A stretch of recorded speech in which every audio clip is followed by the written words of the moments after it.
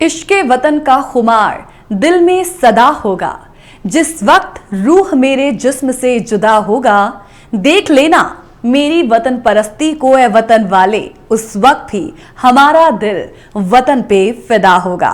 नमस्कार, आप सभी को आजादी मुबारक और जॉस हिंदी की पूरी टीम की ओर से हैप्पी इंडिपेंडेंस डे। और हाँ, साथ ही साथ जॉस हिंदी की हमारी इस विशेष पेशकश दास्ताने आजादी में आप सभी का स्वागत है।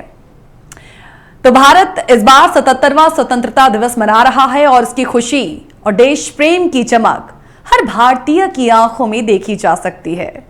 वर्षों तक अंग्रेजी शासन की गुलामी में जकड़े रहे देश को मुक्त कराने के लिए कई लोगों ने जान की कुर्बानियां दे दी। तो इस अवसर पर हम उन आंदोलनों के बारे में आज आप सभी को बताएंगे जिन्होंने भारत की स्वतंत्रता की जंग में अहम भूमिका निभाई। 1857 की क्रांति से लेकर देश की आजादी तक कई महत्वपूर्ण घटनाएं घटी थी जिन्होंने ब्रिटिश शासन से भारत की आजादी सुनिश्चित की। आज इस कड़ी में, इस विशेष प्रोग्राम में सबसे पहले हम जानेंगे गदर आंदोलन के बारे में। आप में से बहुत से लोग शायद जानते ही होंगे कि भारत की आजादी के आंदोलन में गदर आंदोलन की एक अहम भूमिका रही है। गदर आंदोलन भारत की आजादी के लिए हुआ, लेकिन इसकी शुरुआत ही विदेश में हुई। अमेरिका में प्रवास के दौरान भारतीय प्रवासियों ने गदर आंदोलन की शुरुआत की। दरअसल एक राजनीतिक क्रांतिकारी संगठन के रूप में इस आंदोलन की शुरुआत हुई। अमेरिका और कनाडा में इस भारतीय राजनीतिक संगठन की नींव रखने में सोहन सिंह, करतार सिंह, अब्दुल मोहम्मद बरकतुल्ला और रास बिहारी बोस की अहम भूमिका रही। गदर आंदोलन का इतिहास भारत की आजादी की मांग लगातार जोर पकड़ रही थी। दुनिया भर में रह रहे भारतीय छात्रों और प्रवासियों के बीच राष्ट्रवाद की भावना लगातार हिलोरे ले रही थी। ऐसा ही कुछ भारतीय उपमहाद्वीप में भी हो रहा था। लाला हरदयाल और तारकनाथ दास जैसे क्रांतिकारी बुद्धिजीवियों ने इन लोगों में राष्ट्रवादी विश्वास पैदा करते हुए उन्हें संगठित करने का प्रयास किया। क्रांतिकारी गतिविधियों को अंजाम देने के लिए पूर्व के क्रांतिकारियों ने वैंकूवर में स्वदेश सेवक होम और सियाटल में यूनाइटेड इंडिया हाउस बनाए। आखिरकार 1913 में गदर की स्थापना की गई। गदर आंदोलन की विधिवत शुरुआत 15 जुलाई 1913 को अमेरिका में हुई। लाला हरदयाल, संत बाबा वसाखा सिंह दादेहर, बाबा ज्वाला सिंह, संतोष सिंह, सोहन सिंह भाकना ने अमेरिका में इस आंदोलन की नींव रखी। शुरुआत में तो इसका नाम पैसिफिक कोस्ट हिंदुस्तान ऑर्गेनाइजेशन रखा गया। अमेरिका, कनाडा, पूर्वी अफ्रीका और एशियाई देशों में गदर पार्टी को बड़े पैमाने पर समर्थन मिला। जब साल 1913 में PCHO का नाम बदलकर विधिवत तौर पर गदर पार्टी का नाम रखा गया तो सोहन सिंह भाकना इस संस्था के प्रेसिडेंट बने। इस पार्टी में बहुत से प्रवासी भारतीय शामिल हुए, जिनमें से ज्यादातर पंजाबी थे। लाला हरदयाल, तारकनाथ दास, करतार सिंह सरबा और VG पिंगल सहित बहुत से क्रांतिकारियों ने कैलिफोर्निया यूनिवर्सिटी बार्कले में पढ़ाई की और प्रवासी भारतीयों का गदर पार्टी का अच्छा समर्थन मिला। अब सवाल यह है कि क्रांति के जरिए आखिर उद्देश्य क्या था? निश्चित सी बात है, जाहिर सी बात है, स्वतंत्रता ही तो इसका उद्देश्य था। इस आंदोलन का उद्देश्य सशस्त्र कार्रवाई के जरिए ब्रिटिश शासन को भारत से उखाड़ फेंकना था। गदर पार्टी मुख्य रूप से भारतीय प्रवासियों द्वारा फंडेड एक सरकार विरोधी समूह था और इस पार्टी में सिख, हिंदू, मुस्लिम थे, लेकिन सिखों की संख्या सबसे ज्यादा थी। ये एक बहुजातीय पार्टी थी, लेकिन इसमें पंजाबियों की भूमिका सबसे ज्यादा रही। 20वीं सदी के पहले दशक में बंगाल में क्रांतिकारी घटनाओं में काफी बढ़ोतरी होने लगी। हालांकि साल 1915 में पहले से तय गदर से पहले मद्रास और पूना क्षेत्र में भी कई क्रांतिकारी घटनाओं को अंजाम दिया गया। बंगाल उस समय क्रांतिकारी घटनाओं का प्रमुख केंद्र बन गया। गदर पार्टी का मुख्यालय सैन फ्रांसिस्को में था, लेकिन इसका गठन कैलिफोर्निया के पिछड़े इलाके में पंजाबी प्रवासियों के बीच हुआ और इस पार्टी का मुख्य उद्देश्य क्रांति के जरिए भारत को आजादी दिलाना था।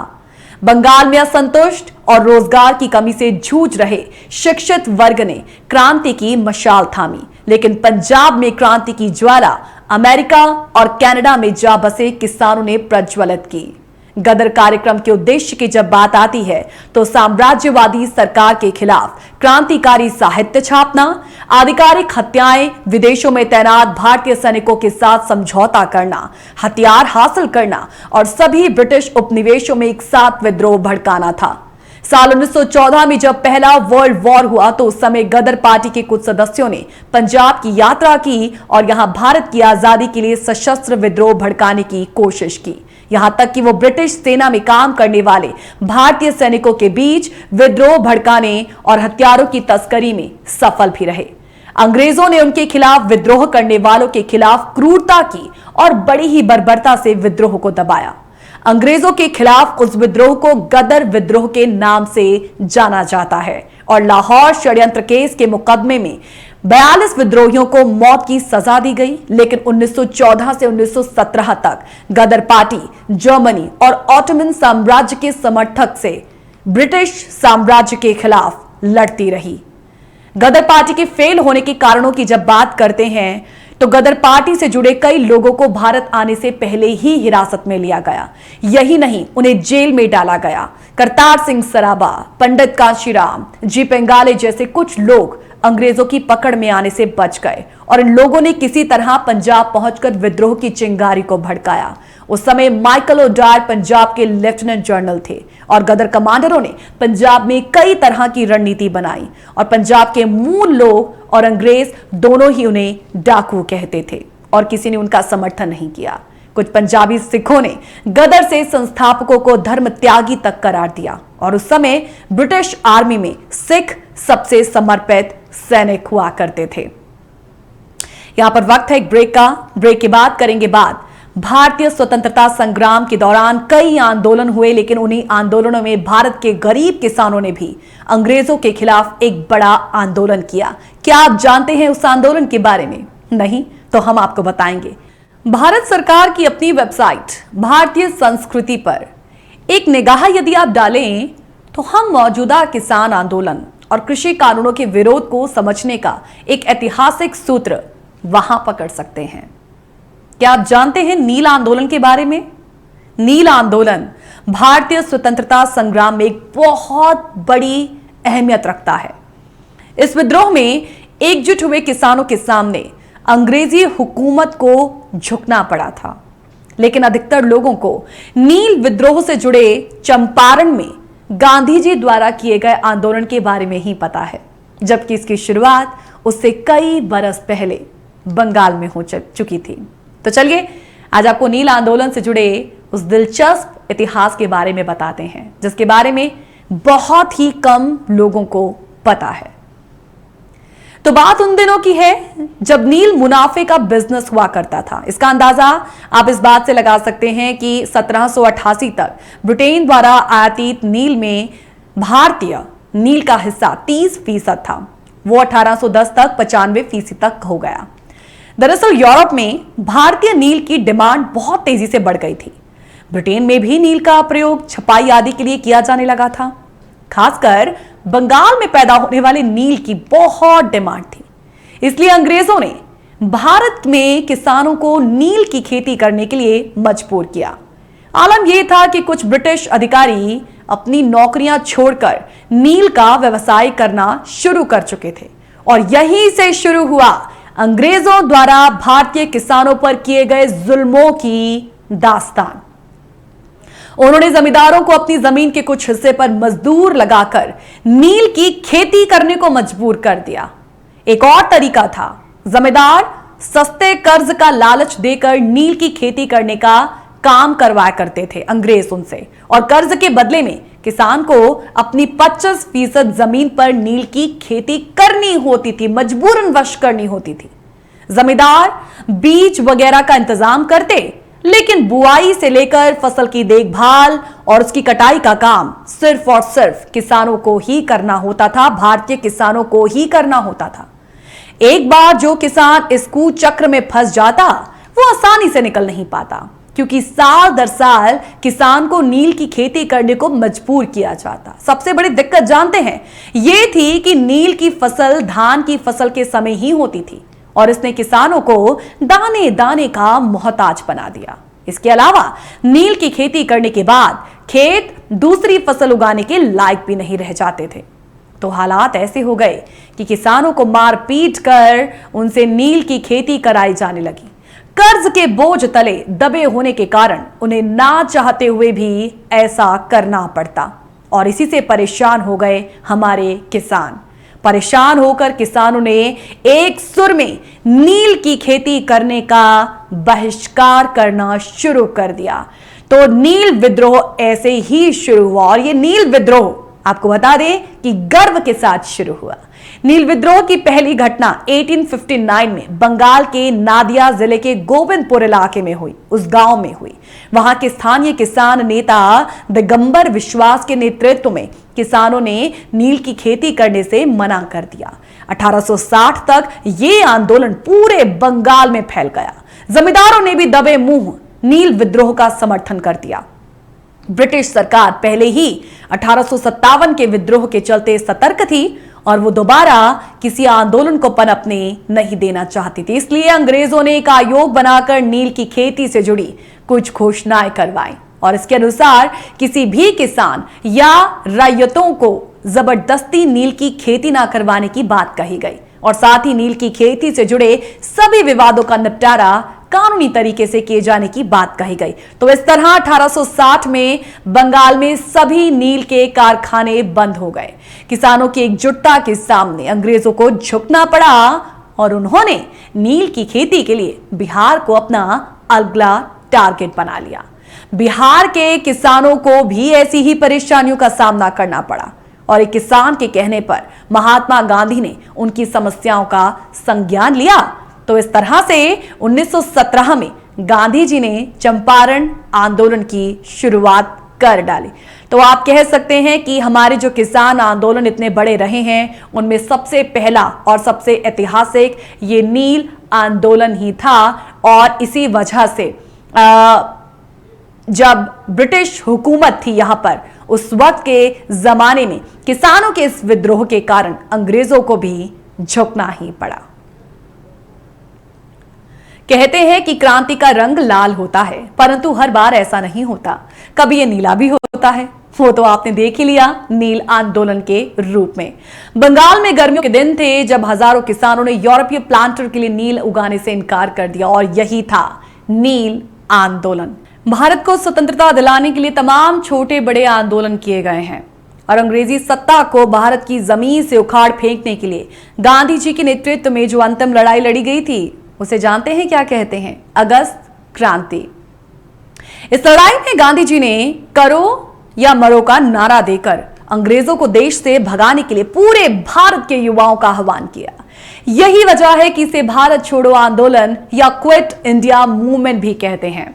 इस आंदोलन की शुरुआत 9 अगस्त 1942 को हुई, इसलिए इसे अगस्त क्रांति कहते हैं।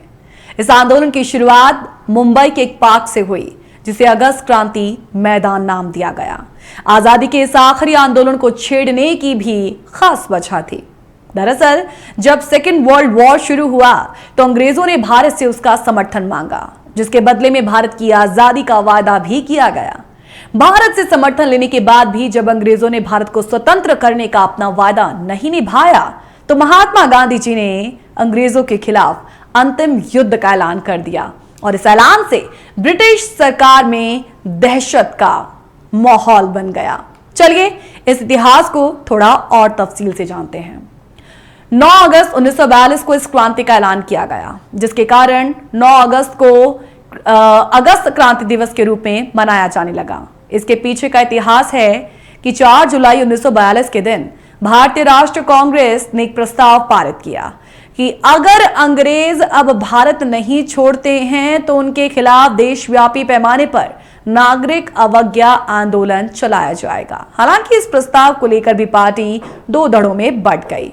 कांग्रेस के कुछ लोग इस प्रस्ताव के पक्ष में नहीं थे और इसी की वजह से कांग्रेसी नेता चक्रवर्ती गोपालाचारी ने पार्टी छोड़ दी। यही नहीं, पंडित जवाहरलाल नेहरू और मौलाना आजाद भी इस प्रस्ताव को लेकर पशोपेश में थे, लेकिन उन्होंने गांधी जी के आह्वान पर इसका समर्थन करने का निर्णय लिया। वहीं सरदार वल्लभ भाई पटेल, डॉक्टर राजेंद्र प्रसाद, अशोक मेहता और जयप्रकाश नारायण जैसे नेताओं तक ने इस आंदोलन का जैसे खुलकर समर्थन कर दिया। महात्मा गांधी जी और सरदार वल्लभ भाई पटेल की मौजूदगी में हुई मंत्रणा में आर पार की लड़ाई पर जैसे सहमति बन गई। और जानते हैं नतीजा क्या हुआ? नतीजा यह हुआ कि प्रत्येक आंदोलनकारी ने करो या मरो के मंत्र को आत्मसात किया। यही वजह है कि प्रयागराज के युवाओं और किशोरों ने भी खुद को देश के लिए आत्मोत्सर्ग करने में पीछे नहीं रखा। आए दिन तिरंगा यात्रा निकालते और पुलिस से दो दो हाथ भी करते दिखे, लेकिन कांग्रेस पार्टी अन्य दलों जिसमें मुस्लिम लीग, भारतीय कम्युनिस्ट पार्टी और हिंदू महासभा को अपने साथ ला पाने में कामयाब नहीं हो पाई और उन्होंने इस आंदोलन का विरोध कर दिया। 8 अगस्त 1942 को अखिल भारतीय कांग्रेस समिति के बंबई अधिवेशन में भारत छोड़ो आंदोलन यानी कि अगस्त क्रांति का प्रस्ताव पारित किया गया।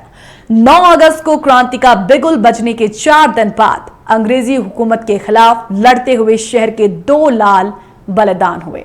12 अगस्त 1942 जगह जगह लोग तिरंगा लेकर सड़कों पर उतर आए और इसी दिन महात्मा गांधी जी ने मशहूर करो या मरो, डू और डाई का नारा दिया और इसी दिन महात्मा गांधी को गिरफ्तार भी किया गया। इस आंदोलन ने पूरे देश के लोगों को आपस में जोड़ने में अहम भूमिका निभाई।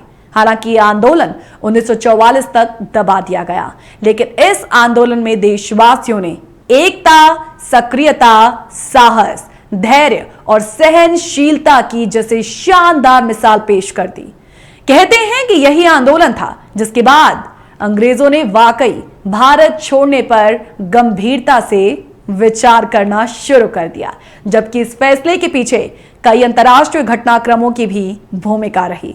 इस आंदोलन की 50वीं वर्षगांठ पर राम मनोहर लोहिया ने 9 अगस्त के महत्व को पॉइंट आउट करते हुए, रेखांकित करते हुए कह डाला कि 9 अगस्त का दिन हम भारतवासियों के लिए महान घटना रहेगा और हमेशा बनी रहेगी।